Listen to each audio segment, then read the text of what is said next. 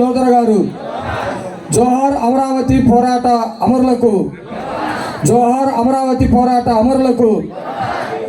గత 1500 రోజుల నుండి ఒక న్యాయమైనటువంటి ఉద్యమాన్ని నడుపుతున్నటువంటి మీ అందరికీ కూడా ప్రత్యేకమైనటువంటి అభినందనలు తెలియజేస్తూ ఉన్నాం.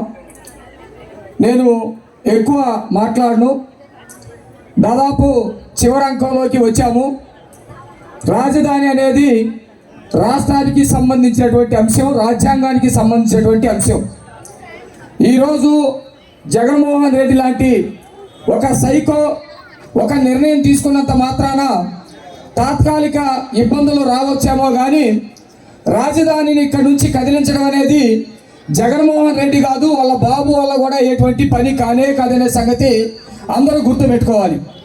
జగన్మోహన్ రెడ్డి వాళ్ళ బాబుని పైనే పేలిస్తే ముఖ్యమంత్రికి బాటలు పడవచ్చేమో కానీ, లేకపోతే వాళ్ళ బాబాయిని బాత్రూంలో చంపేస్తే ముఖ్యమంత్రి అవ్వచ్చేమో కానీ, అమరావతి జోలికి వస్తే అతను జైలుకి వెళ్ళటం తప్ప ఇంకొక మార్గం అతనికి ఉండదనే సంగతి కూడా అతను గుర్తుపెట్టుకోవాలి.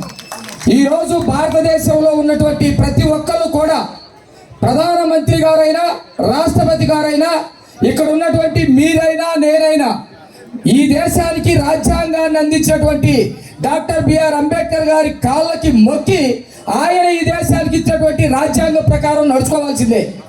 ఒక సాధారణమైనటువంటి ఎస్ఐ కానీ, సిఐ కానీ, కలెక్టర్ కానీ, ఎస్పీ కానీ, అసెంబ్లీలు కానీ, పార్లమెంట్లు కానీ, రాష్ట్రపతి కానీ, ప్రధానమంత్రి కానీ, ఎవరైతే డాక్టర్ బిఆర్ అంబేద్కర్ గారు ఉన్నారో ఆ అంబేద్కర్ గారు అందించినటువంటి రాజ్యాంగం ప్రకారం నడుచుకోవాలి. కానీ ఇక్కడ ఈ psycho Jaganmohan Reddy doctor B R Ambedkar గారికి, ఆయన రాసినటువంటి రాజ్యాంగానికి సవాలు ఇచ్చే విధంగా అధికార మతంతో విర్రవీగుతూ ఉన్నాడంటే, అధికారం పోయిన తెల్లవారే అతని పరిస్థితి ఏంటనే సంగతి అర్థం చేసుకోవాల్సినటువంటి పరిస్థితి ఉంది.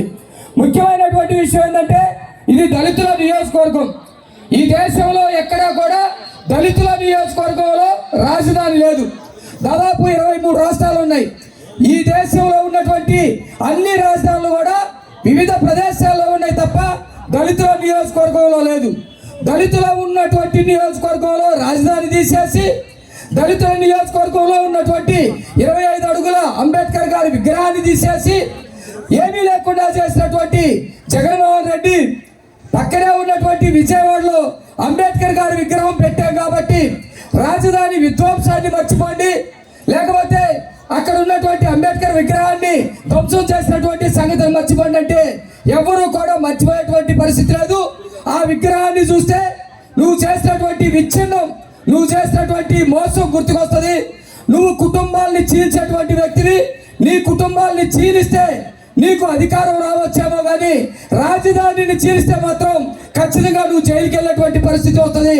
ఖచ్చితంగా 3 నెలల్లో అమరావతి రాజధానికి పూర్వ వైభవం వస్తుంది, సంపూర్ణమైనటువంటి నిర్మాణం వస్తుందని ఎవరైతే ఈ రాజధాని నిర్మాణానికి తలపెట్టాడో అదే చంద్రబాబు నాయుడు గారి చేతుల మీదుగా పూర్తి అవబోతుందని ఈ సందర్భంగా తెలియజేస్తూ నాకు ఈ అవకాశం ఇచ్చిన మీ అందరికీ నమస్కారంతో ముగిస్తున్నాను.